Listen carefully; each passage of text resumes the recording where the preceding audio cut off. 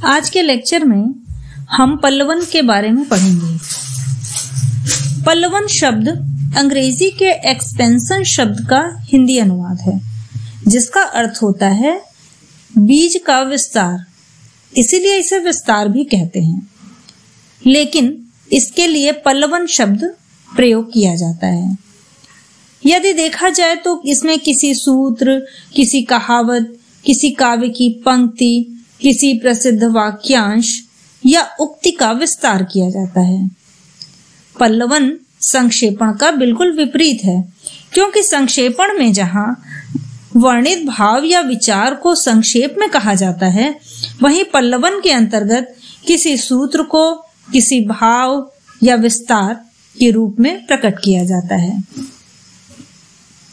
पल्लवन में दृष्टांतों, उदाहरणों, प्रसंगों का प्रयोग करके उस आशय को स्पष्ट किया जाता है।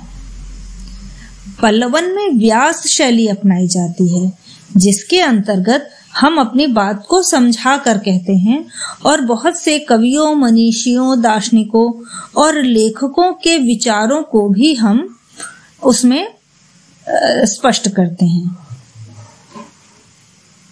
पल्लवन शब्द पल्लव से संचरित है। पल्लव का अर्थ है पत्ता।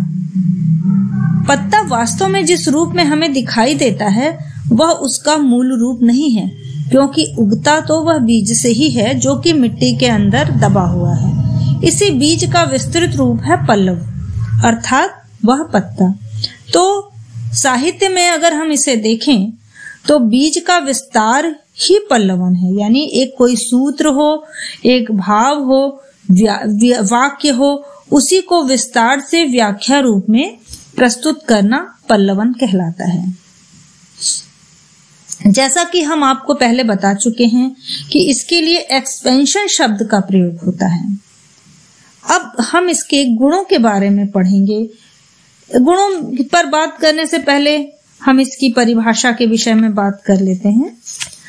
डॉक्टर वासुदेव नंदन प्रसाद कहते हैं कि किसी गुंफित और सुगठित विचार अथवा भाव के विस्तार को पल्लवन कहते हैं। वहीं प्रोफेसर राजेंद्र प्रसाद सिंह कहते हैं पल्लवन का अर्थ होता है पल्लव उत्पन्न करना, अर्थात विषय का विस्तार करना।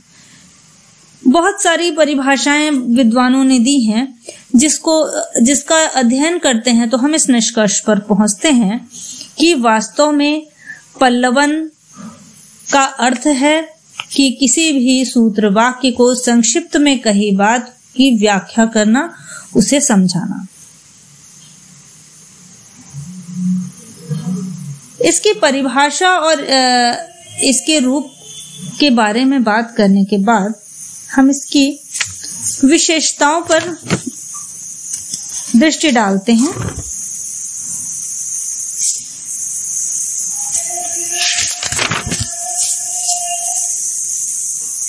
पल्लवन के समय हमेशा यह ध्यान रखना चाहिए कि जिस सूत्र वाक्य का हमें विस्तार या व्याख्या करनी है, उसका हमें गहन अध्ययन होना चाहिए।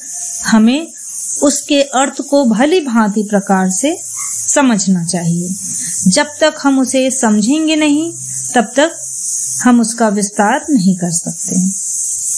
दूसरी विशेषता है सूक्ष्म निरीक्षण। हमारे पास किसी भी बात को, किसी भी विषय को समझने के लिए विश्लेषण क्षमता हमारे अंदर होनी चाहिए, तभी हम सूत्र वाक्य में दिए हुए अर्थ को समझ सकते हैं। तीसरा गुण है तर्क शक्ति।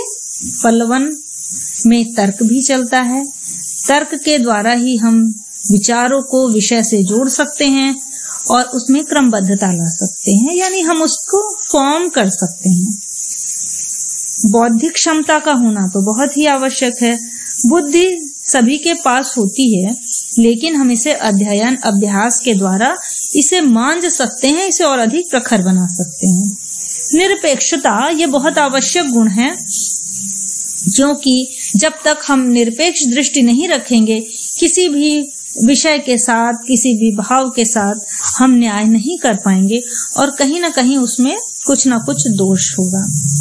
और भाषा सामर्थ्य बहुत आवश्यक है, क्योंकि हमारे भाव हमारे मन के अंदर ही रह जाएंगे अगर हमें अभिव्यक्त करने के लिए हमारे पास एक अच्छी भाषा नहीं होगी। तब तक हम अपने विचारों को अच्छे शब्दों के द्वारा प्रकट नहीं कर पाएंगे।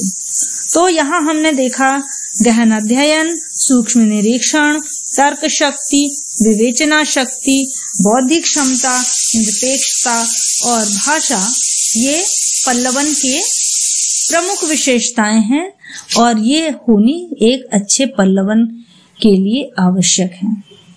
तो आज का लेक्चर हम यहीं खत्म करते हैं और अगले लेक्चर में हम पुनः मिलेंगे।